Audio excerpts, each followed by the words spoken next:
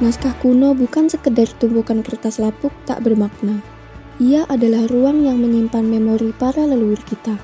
Dalam video ini, kelompok 4 kelas C akan membawa Anda melacak jejak fisik dan makna tersembunyi dari naskah Sudamala BR 351, sebuah teks berbentuk kidung bahasa Jawa koleksi Yella Brandesh. Dalam penelitian awal yang dilakukan oleh Miftahul Jannah, naskah ini dikaji menggunakan pendekatan strukturalisme.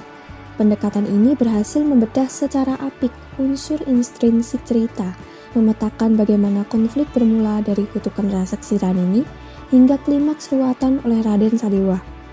Namun, pendekatan struktural cenderung mekanis dan mengabaikan konteks simbolik di balik teks. Oleh karena itu, kelompok kami menawarkan pendekatan semiotika Roland Barthes untuk menggali sistem tanda, denotasi, dan konotasi budaya di balik teks ini. Semiotika itu bisa dibedah ketika strukturalnya sudah terbedah. Ini ibaratnya adalah pada bagaimana cara teks itu diungkap. Sedangkan semiotika itu fokusnya kepada tanda dan penanda. Nah, pertanda ini itu hubungannya adalah cakupannya teks. Jadi bagaimana cara teks itu bisa diungkap? Pertama melalui struktural, kemudian maknanya diungkap secara semiotika. Untuk pertanyaan yang pertama, bagaimana hubungan antara kajian filologi dengan pendekatan sastra, khususnya pendekatan semiotika dalam memahami isi naskah Sudamala ini? Oke, baik. Hubungan antara kajian filologi dan semiotika, ya. Dan kita yang kita hadapi dalam filologi itu adalah teks dengan segala variasinya, dan teks itu adalah sebenarnya adalah kumpulan dari tanda-tanda. Jadi kalau misalnya di situ ada variasi, berarti memang ada orientasi tanda yang bervariasi juga. Misalnya kalau teks itu dibawa atau berpindah ditransmisikan ke abad yang berbeda, ke masyarakat yang berbeda dan sebagainya, pasti akan ada perubahan-perubahan struktur, variasi-variasi yang itu mengimplikasikan nantinya adalah tanda-tanda yang perlu dimaknai secara berbeda juga. Jadi makanya kalau kita kaitkan hubungan antara filologi dan semiotika, sebenarnya itu ya berada dalam satu garis yang sama gitu, satu garis lurus, dan dimana di situ nanti kita memahami semesta tanda yang bisa berbeda-beda antara satu naskah dengan naskah yang lain, tergantung nanti variasinya. Dan kita filologi mencoba mengamati variasi-variasi tersebut. Menurut Pak Aldi, apakah pendekatan semiotika ini dapat menjadi pelengkap analisis struktural terhadap naskah Sudamala, dan kenapa alasannya? Oke, sebenarnya struktural dan semiotika gitu, itu kan seolah-olah menjadi satu yang dua sisi yang tidak bisa dipisahkan, karena memang munculnya strukturalisme itu kan juga ya ada kaitannya juga dengan semiotika gitu. Dan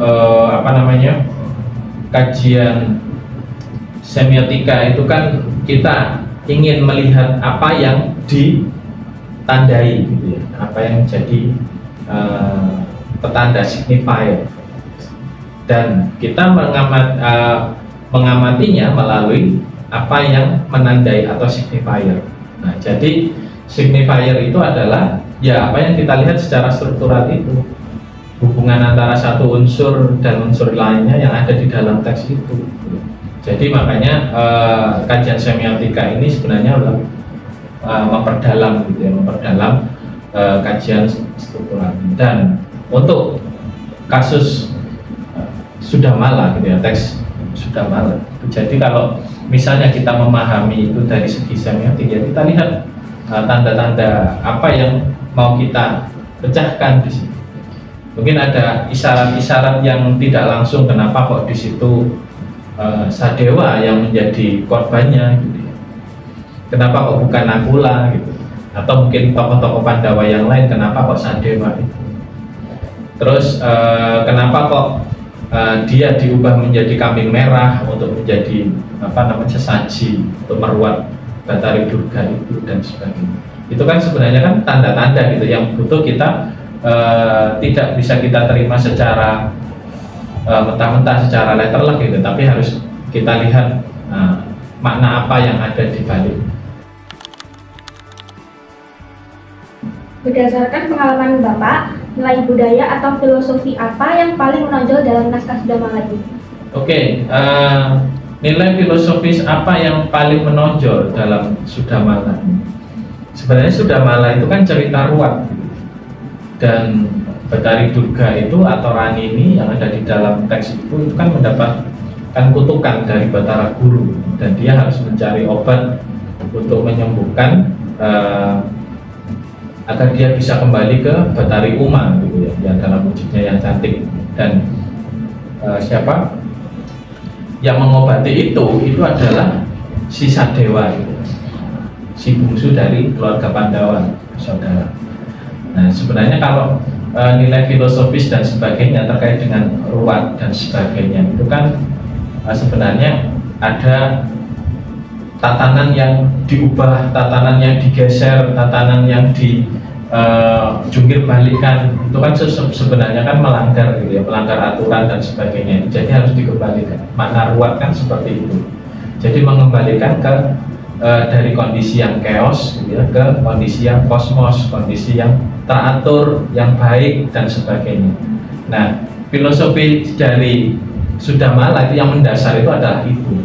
Jadi simbol kekacauan itu ya siapa? Ya Betari Durga itu, dan juga pengikut-pengikutnya, setan-setan yang tinggal di sentra Gondomayu itu gitu ya. Nah, itu yang harus dikembalikan ke wujud yang sebenarnya, yang sejati dari Betari Durga itu ya siapa? Ya Dewi Uma yang cantik jelita. Gitu kira-kira.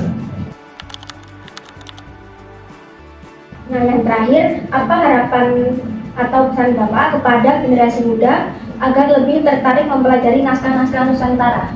Oke, pesan-pesan saya sebenarnya kalau kita agar generasi muda tertarik, kita harus ya mengikuti pandangan, mengikuti pola dan sebagainya dari generasi muda itu untuk memperkenalkan atau menanamkan kecintaan terhadap naskah kuno. Misalnya melalui medsos, melalui apa gitu ya. Atau mungkin kita tunjukkan bahwa kajian naskah kuno itu tidak melulu membosankan gitu, tapi ada sesuatu sisi yang menyenangkan yang itu nanti kita perkenalkan. Oh, ini loh seperti ini. Naskah Sudamala BR351 membuktikan bahwa warisan leluhur kita bukanlah barang mati yang membisu di perpustakaan. Melalui semiotika, kita diajarkan bahwa keburukan atau noda dalam hidup hanyalah bersifat sementara, dan keteraturan akan selalu senang jika diperjuangkan.